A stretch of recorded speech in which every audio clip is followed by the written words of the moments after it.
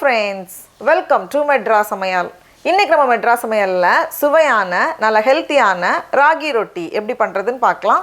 இத வந்து ஒரு 10 நிமிஷத்துக்குள்ள நம்ம சூப்பரா சுலபமா செஞ்சு முடிச்சிடலாம். இது பண்றதுக்கு ஃபர்ஸ்ட் வந்து நம்ம இஞ்சியும் பச்சை மிளகாயும் லைட்டா அரைச்சு வச்சிடலாம். அதுக்கு ஒரு மிக்ஸி ஜார்ல 4 பச்சை மிளகாய் சேர்த்துக்கோங்க. கூடவே ஒரு சின்ன துண்டு இஞ்சி அதை வந்து கொஞ்சம் சின்னதா கட் பண்ணி வச்சிருக்கேன்.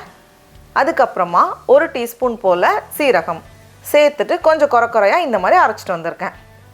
ரெடியா இருக்கு. அப்படி இல்லனா நம்ம வந்து இடிச்சு கூட சேர்த்துக்கலாம். இப்போ வந்து நம்ம மாவு பண்ண ஆரம்பிச்சிடலாம். அதுக்கு நான் இன்னைக்கு வந்து 2 கப் ராகி மாவு எடுத்துர்க்கேன்.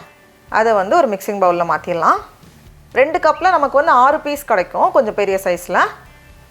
கூடவே 1/4 கப் அரிசி மாவு. 1 கப் ராகி மாவு எடுக்கிறீங்கன்னா 2 டேபிள் ஸ்பூன் அரிசி மாவு போதும். அதுக்கு அப்புறமா 1/2 கப் துருவின தேங்காய். கூடவே நம்ம அரைச்சு வச்சிருக்கோம்ல பச்சை மிளகாய், இஞ்சி, சீரகம் அதையும் சேர்த்துடலாம். கொஞ்சம் கருவேப்பிலை இலை அதை வந்து 1-2 பிச்சு வச்சுருக்கேன். அதுக்கப்புறமா கொஞ்சம் கொத்தமல்லி இலை அதையும் சின்னதாக நறுக்கி வச்சுருக்கேன். கூடவே 1 டீஸ்பூன் எள்ளு. இது வந்து ஆப்ஷனல் தான், இது வேண்டாம்னு நினச்சிங்கன்னா நம்ம இது எல்லாமே பண்ணலாம்.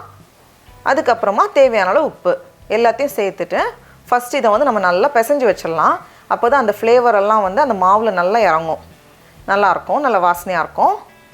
இந்த மாதிரி நல்லா கலந்ததுக்கப்புறமா இதில் ஒரு வெங்காயம் அதை வந்து கொஞ்சம் சின்னதாக நறுக்கி வச்சுருக்கேன், அதை சேர்த்துக்கோங்க. கூடவே நமக்கு வந்து கேரட் வேணும்னா நம்ம கேரட்டும் சேர்த்துக்கலாம், அதுவும் நல்லாயிருக்கும் துருவி சேர்க்கும்போது. சேர்த்துட்டு மறுபடியும் ஒரு வாட்டி கலந்ததுக்கப்புறமா இதில் கொஞ்சம் கொஞ்சமாக தண்ணி சேர்த்து நம்ம கலந்து வைக்கணும். ரொம்ப திக்காகவும் இருக்கக்கூடாது, அதெல்லாம் ரொம்ப தண்ணியும் நம்ம சேர்த்துடக்கூடாது. இந்த மாதிரி இருக்கணும். கொஞ்சம் சாஃப்டாக தான் இருக்குது, ஆனால் அதெல்லாம் ரொம்ப சாஃப்டாலாம் இல்லை. இந்த ஸ்டேஜ் வந்து கரெக்டாக இருக்கும். மாவு ரெடியாக இருக்குது. இப்போ வந்து நம்ம தட்டிட்டு கல்லில் போட்டு எடுத்துட வேண்டியது தான்.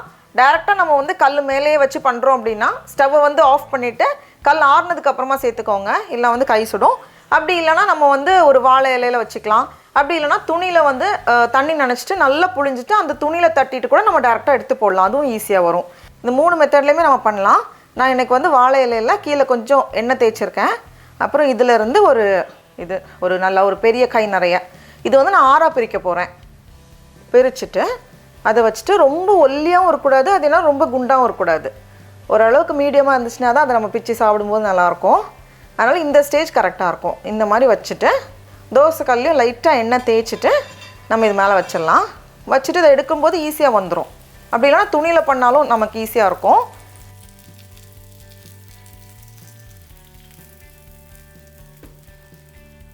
சும்மா இது வந்து ஒரு சின்ன டிசைன் மாதிரி இருக்கிறதுக்காக இந்த மாதிரி பண்ணுறேன். இல்லைனா நம்ம டேரெக்டாக சும்மா கூட வைக்கலாம். இப்போ இது மேலேயும் கொஞ்சமாக எண்ணெய், நான் வந்து நல்லெண்ணெய் சேர்த்துருக்கேன். ஒரு 1/2 டீஸ்பூன் போல் எண்ணெய் சேர்த்துட்டு 2 பக்கமும் நல்லா வெந்து வரணும். ஸ்டவ்வை வந்து மீடியம் ஹீட்டில் வச்சுக்கோங்க, அப்போ தான் வந்து உள்ள வரைக்கும் கரெக்டாக வெந்து நல்லா வரும். இப்போ இதை திருப்பி போட்டுட்டு இன்னும் கொஞ்சம் எண்ணெய் ரொம்ப லைட்டாக தேய்ச்சிட்டு 2 பக்கமும் நல்லா வேகட்டும். இப்போ பார்த்தோம் அப்படின்னா நம்மளோட ராகி ரொட்டி சூப்பராக ரெடியாக இருக்குது. இதை எடுத்து நம்ம வெளியே வச்சிடலாம், அவ்வளோதான். இது கூட வந்து தேங்காய் சட்னி, வேர்க்கடலை சட்னி எல்லாமே நல்லாயிருக்கும். நான் வந்து இன்றைக்கி தேங்காய் சட்னி பண்ணியிருக்கேன். நம்ம வந்து அரிசி மாவு சேர்த்ததுனால வெளியே வந்து லைட்டாக ஒரு டெக்ஸ்சர் இருக்கும், அதனால் இன்னும் டேஸ்ட் நல்லாயிருக்கும்.